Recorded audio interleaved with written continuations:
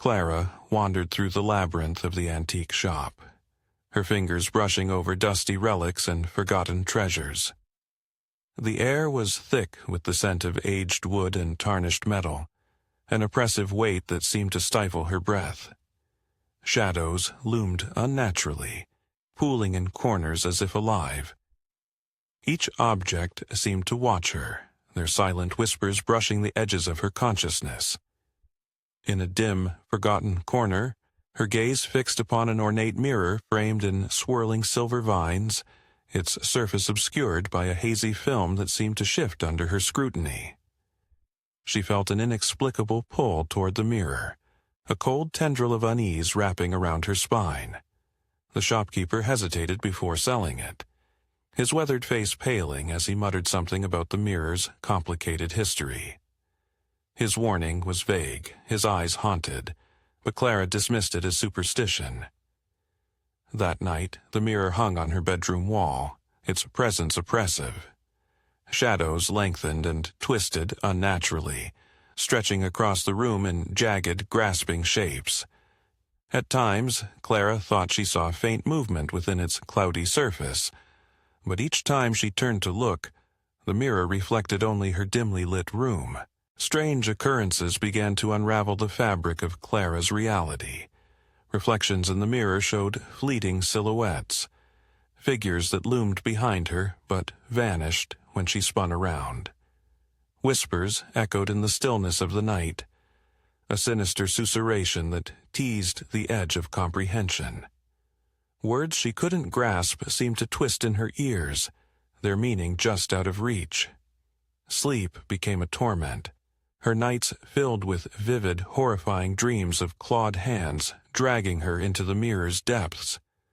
Worse still, her waking moments offered no reprieve as the boundary between reality and nightmare blurred. One evening, she saw her reflection smile when her own lips remained still. Desperate for answers, Clara plunged into research, combing through records and legends about the mirror.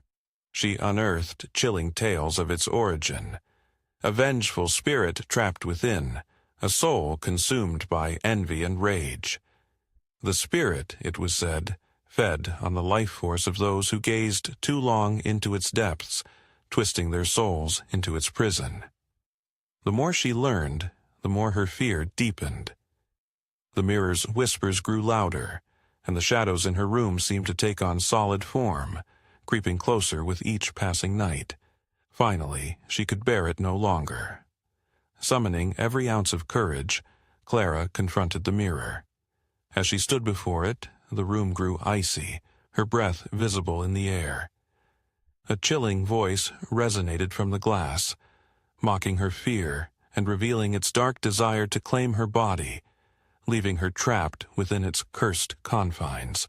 With a cry of defiance, Clara grabbed a nearby candlestick and struck the mirror.